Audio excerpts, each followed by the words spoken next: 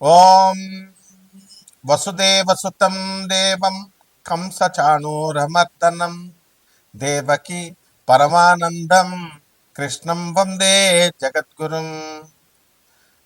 జగదేక వీరుడైనటువంటి అర్జునుడికి జగద్గురువైనటువంటి శ్రీకృష్ణ వారి పాదపద్మాలకు నమస్కారం చేస్తూ మనం ఈ రోజున శని శుక్రులు ఇద్దరూ కలిస్తే ఈ మీనరాశిలో 2025 సంవత్సరంలో ఏం జరుగుతుందో చూద్దాం. సాధారణంగా మనకి శుక్రుడు ఎవరో తెలుసా అండి? లూసిఫర్. బైబిల్లో చెప్పినటువంటి శపించబడినటువంటి దేవతలు అని కొంతమంది ఉంటారు. అలాగే హిందూ మత శాస్త్రంలో కూడా మనకి గ్రామ దేవతలు అని మనం చెప్పుకుంటాం కదా.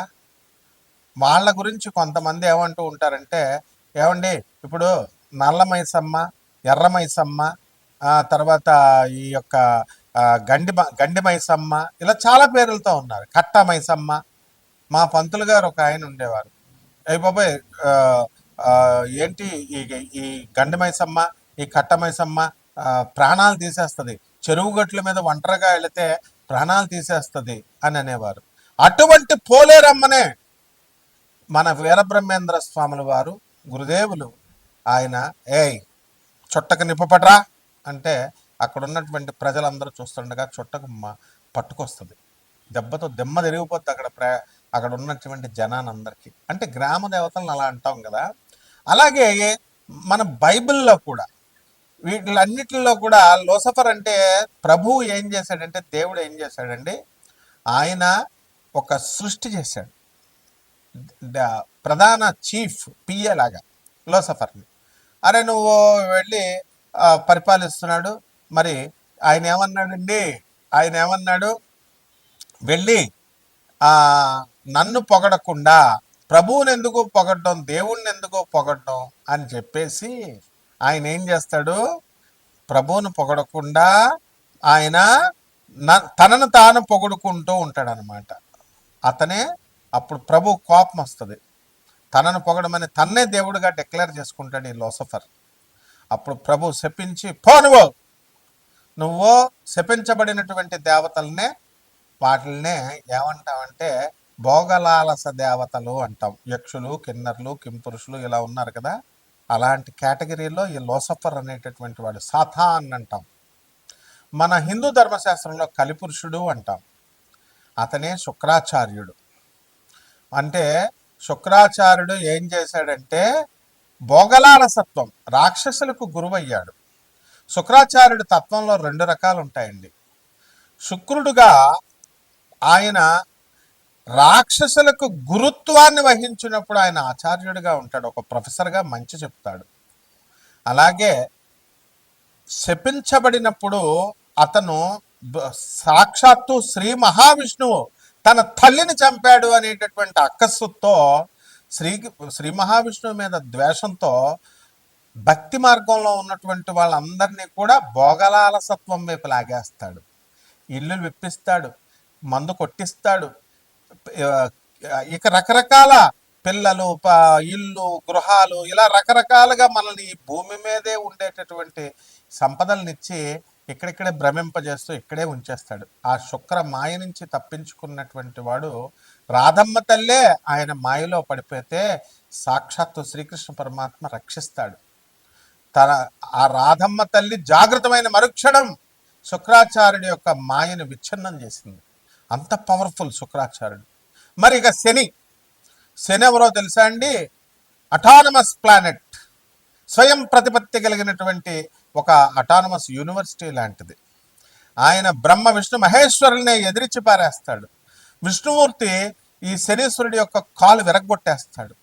అలాగే మరి అహంకార పూరితుడై యుద్ధం చేసినప్పుడు, అంటే తాను ఎవరికి రిపోర్టింగ్ ఇవ్వాల్సినటువంటి అవసరం లేదు.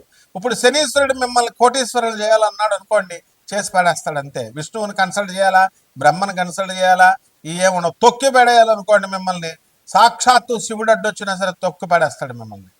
ఎందుకంటే ఆయన శివస్వరూపం, శివుడి అవతారమే శనీశ్వరుడు. కాబట్టి ఈ యొక్క శనీశ్వరుడికి స్వయం ప్రతిపత్తి ఎలాగైతే ఉందో, రావణ బ్రహ్మ వాడంటే అందరికీ పాస్ పడిపోద్ది. మరి అటువంటి రావణాసురుడు నవగ్రహాలన్నింటిని బంధించి ఈ గడుల్లో కూర్చోపెట్టి ఏ స్థానంలో అయితే శని ఉంటాడో ఆ స్థానంలో ఆయుర్దాయం తన కొడుకు పుట్టబోయేటటువంటి ఇంద్రజిత్తుకి పూర్ణాయుర్దాయం పూర్ణైశ్వర్యము 10 మంది పెళ్ళాలు ఈ రకంగా 10 కార్లు ఇలా ఎవడైతే కోరుకుంటాడో ఆ విధంగా సకల సంపత్తిని ఇచ్చినప్పుడు ఏం జరిగిందో తెలుసా? శనీశ్వరుడు పక్కగళ్ళలోకి వచ్చేస్తాడు. ఏంట్రా ఇటువంటి నువ్వే దుర్మార్గుడివి తండ్రి రావణాసురుడివి, నీకు మళ్ళీ పుట్టబోయే కొడుకు అంతకంటే వెధవ, కాబట్టి మీకు ఆయుర్దాయాన్ని ఇవ్వాలా అని చెప్పి పక్కగళ్ళలోకి వచ్చేస్తాడు. ఎప్పుడైతే పక్కగళ్ళలోకి వచ్చాడో ఆయుర్దాయం క్షీణించబడింది, వాడికి మరణిస్తాడు. అంటే శని చేయదలుచుకుంటే అలా చేస్తాడు. ఆ తర్వాత పీడించేటప్పుడు బ్రహ్మని, తర్వాత ఈ యొక్క ఎవరు మన శివుణ్ణి మర్రి చెట్లో పడుకోబెట్టేస్తాడు, బ్రహ్మదేవుణ్ణి అవమానింపజేస్తాడు ఒక్క లిప్తపాటు క్షణం పాటు. అటువంటి వాడు పరమేశ్వరుని పార్వతీదేవి అడుగుతుంది ఏమని, అయ్యా నిన్ను పీడించడం ఏంటి, సర్వసృష్టికి నువ్వు జగత్తుకి అధిష్టాన దేవుడు కదా, నువ్వే కదా బాస్ అని అంటే, నేను సరదాగా పిల్లల్లాగా చేశా, మన పిల్లలు సరదాగా ఆడుకుంటుంటే మనం ఇది అవ్వకూడదు, డాడీ అని కొడతారు, పిప్పలాచార్యుడిని నేను పుట్టిస్తాను, అతని చేతిలో శనికి పరాభవం జరుగుతుంది అని చెప్పి పిప్పలాచార్యుడిని పుట్టిస్తాడు. ఇవన్నీ కూడా చాలా కథలు ఉన్నాయి. కాబట్టి మనం చెప్పుకోబోయేది ఏంటంటే శని శుక్రుడి గురించి చూద్దాం. మీనరాశిలో శని ఉచ్చస్థితి, అటువంటి శనేమో శుక్రుడు ఉచ్చస్థితి, శనేమో సముడు. కాబట్టి ఈ శని శుక్రుల మిత్రత్వం ఉంది.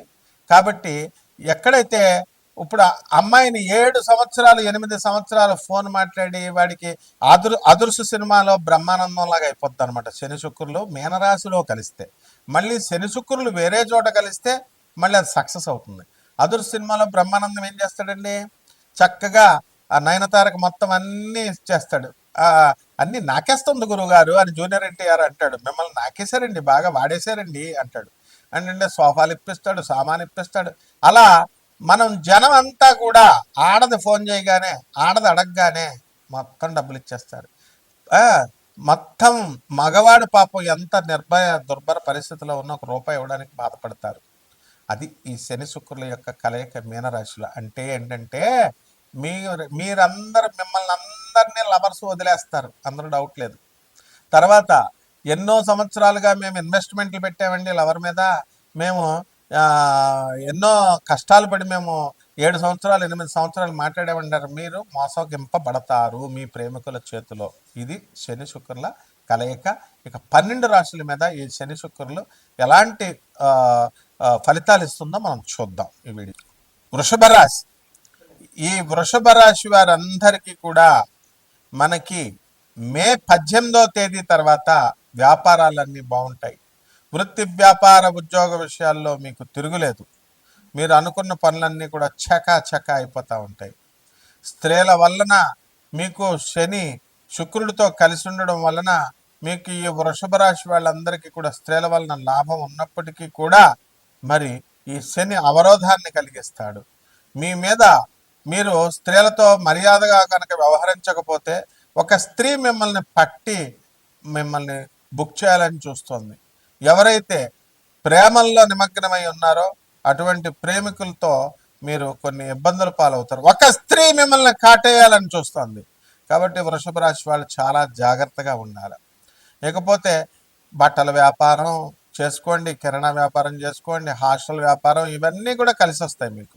ఇకపోతే రొయ్యల వ్యాపారం బ్రహ్మాండంగా కలిసి వస్తుంది. చేపల రొయ్యల చెరువులు నడుపుతున్నటువంటి వాళ్ళు బాగుంటారు, రైతులు బాగుంటారు.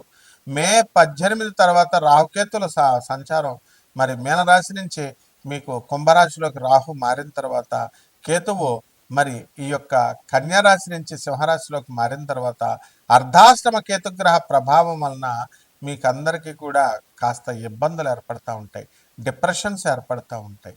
కాబట్టి ఈ డిప్రెషన్స్ ఎందుకు తెచ్చుకోవడం, మీరంతా కూడా అనవసరంగా ఆడవాళ్ళతో మీకేం పని, అసలు మీ పని మీరు చదువుకోకుండా, మీరు చేసేది మీరు చేసుకోకుండా, ఇక వివాహాలు కావాలనుకునేటటువంటి వాళ్ళకి వివాహాలు అయిపోతాయి. కాబట్టి అద్భుతమైనటువంటి వివాహాలు అవుతాయండి. కాబట్టి ఎప్పుడు కూడా లేట్గా మ్యారేజ్ అయితే అందరూ ఏమనుకుంటారంటే, అయ్యో నాకు ఏమైనా దోషాలు ఉన్నాయేమో, అందుకని లేటుగా అవుతుందేమో అనుకుంటాం. కాదు, తొందరగా అయ్యే మ్యారేజ్ని తొందరపాటు మ్యారేజ్ అంటారు. తొందరగా అయ్యేటటువంటి మ్యారేజ్లు డైవర్సల్ అయిపోతాయి ఒక సంవత్సరం లోపల. లేటుగా అయ్యే మ్యారేజ్లో స్టాండర్డ్గా ఉంటుంది. లేటుగా వచ్చినా లేటెస్ట్గా ఉన్నారు అనేటటువంటి ధోరణితో ఇప్పుడు బ్యాచిలర్స్ అందరు కూడా ఈ వృషభ రాశి వాళ్ళకి పెళ్లిళ్ళు అయిపోతాయి. అంతేకాదు, వృషభ రాశి వాళ్ళతో ఎవరైతే మీరు స్నేహాలు చేస్తారో అటువంటి వాళ్ళ మిగతా రాశులు వారి పెళ్లిళ్ళు కూడా అయిపోతాయి. ఇది నేను చెప్తాను దానికి ఎగ్జాంపుల్. ఎలాగంటే ఇప్పుడు ఈ యొక్క పోలీసు వాళ్ళు ఉంటారండి. ఇప్పుడు దొంగలతో తిరుగుతుంటే మనల్ని బొక్కలా వేస్తారా? ఎరా మనల్ని కూడా వేస్తారు. మంచి వాళ్ళతో తిరిగితే సబాస్రా అంటారు మాస్టర్. కాబట్టి పెళ్ళిళ్ళు అదృష్టవంతులు ఈ శుక్రుడు బాగున్న వాళ్ళతో తిరగండి. అంతేగాని శని దోషాలు పట్టుకొని పీడిస్తున్నటువంటి వాళ్ళతో, ఎప్పుడు బాధలు పడుతున్నటువంటి వాళ్ళతో తిరిగితే దినాతి దినంగా మరి తప్పకుండా గుండుగాళ్ళతో తిరిగితే మనకు కూడా గుండె అయిపోద్ది అనమాట. కాబట్టి చక్కగా మీరు హ్యాపీగా పెళ్ళిళ్ళు కానటువంటి వాళ్ళకి వివాహాలు అవుతాయి. ఫారెన్ వెళ్ళాలనుకున్నటువంటి ఫారెన్ వెళ్ళిపోతారు. ఇప్పుడు మీకు ఏది అనుకుంటే అది అయిపోద్ది. బిల్స్ కాంట్రాక్టర్ల దగ్గర బిల్స్ పెండింగ్లో ఉన్నాయండి అన్నారు, అన్నీ వచ్చేస్తాయి మీకు. ఈ విధంగా వృషభ రాశి వాళ్ళకి తిరుగులేదు. మీ పని ఎంతసేపు వృషభ రాశి వాళ్ళు యజమానికి సంపాదించి పెట్టడమే, మీరు డెవలప్ అవ్వడం ఉండదమ్మా. వృషభ రాశి అంటే ఎద్దు. రైతు దగ్గర ఎద్దు బయలుదేరుతుంది ఇంటి నుంచి, చెరుకు కోసుకొస్తారు, మళ్ళీ అక్కడ తోలేవాళ్ళు లేకపోయినా సరే ఇంటికి అది వచ్చేస్తుంది.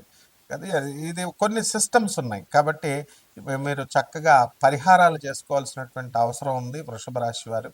ఆ వృషభ రాశి వారికి అర్ధాశ్రమ కేతుగ్రహ సందర్భంగా కేతు జపం చేయండి, కేతు స్తోత్రాలు చదవండి. కేతువుకి కిలోంపావు ఉలవల్ని ఆవు పేడ రంగు కానీ లేదా చిత్రవర్ణం అన్ని కలర్డ్ మల్టీ కలర్డ్ వస్త్రాన్ని ఇచ్చి పేద బ్రాహ్మణులకి మీరు చక్కగా అధిక పారితోషికం ఎంత ఇవ్వాలో తెలుసా? మినిమం 3,000 ఇవ్వాలి. మీరు బ్రాహ్మణుల్ని సంతృప్తి పరిస్తేనే ఇస్తారు. అది కూడా పేదవాళ్ళని ఎరుకోండి. కపటగాళ్ళు ఉంటారు. కపటగాళ్ళు మేము చేతబడులు చేస్తాం, మేము వశీకరణలు చేస్తాం అనేటటువంటి వాళ్ళు బ్రాహ్మణుల్లో తక్కువ మంది ఉంటారు. ఒకవేళ ఎవరన్నా ఉంటే వేణుస్వామి లాంటి వాళ్ళు వాళ్ళను ఇప్పుడు ఏ రేంజ్కి వెళ్ళిపోయాడు, ఎక్కడ పడిపోయాడు, చివరికి రాశిఫలాలు చెప్పుకుంటున్నాడు నాకులాగా ఒకనొక సమయంలో కింగ్. మరి అలా కాకుండా మీరు ఏం చేయాలండి? చక్కగా ఎట్టి పరిస్థితుల్లో కూడా మంచి బ్రాహ్మణులను ఏరుకొని అధిక పారితోషికాన్ని ఇచ్చి గౌరవించండి, మీకు జరుగుతుంది. అలాగే మీరు ఏం చేయాలి? మీరు కేతువుకి చక్కగా ఈ యొక్క ఈ చండ్ర సమిధులు అని ఉంటాయి, ఆ చండ్ర సమిధులతో మీరు చక్కగా ఇవి చేయండి. ఇదేంటి హోమం చేయండి. ఏం హోమం చేయాలా? ధూమావతి అమ్మవారి యొక్క హోమాన్ని మీ ఇళ్లల్లో జరిపించుకోవచ్చు. అలాగే లక్ష్మీ నరసింహస్వామి వారి యొక్క హోమాన్ని మీ ఇళ్లలో జరిపించుకోవచ్చు. కాబట్టి వామాచారం, కౌలాచారం, అమ్మవారికి మటన్ పెట్టాలా, చికెన్ పెట్టాలా, మందు బాటిల్ పెట్టాలా, తర్వాత మైథునం, పంచబలులు, ఇలాంటి దొంగ మాటలు చెప్పేటటువంటి వాళ్ళ దగ్గరికి వెళితే వాళ్ళతో పాటు మీరు కూడా రౌరవాది నరకాలకు వెళ్ళిపోతారనమాట. కాబట్టి సాంప్రదాయబద్ధమైనటువంటి దేవాలయాలలో పౌరహిత్యం చేసుకుంటూ పేదరికంలో ఉన్నటువంటి పూజారులు ఉంటారు, వాళ్ళని గౌరవించి వాళ్ళ చక్కగా సశాస్త్రీయంగా సహేతుకంగా చెప్పేటటువంటి వాళ్ళని మీరు ఎంత ఎక్కువిస్తే అంత మీకు మంచిది. అందుకని పిసనారితనాలు చేస్తే మాత్రం మీరే పోతారు, తర్వాత మీ ఇష్టం. శుభమస్తు.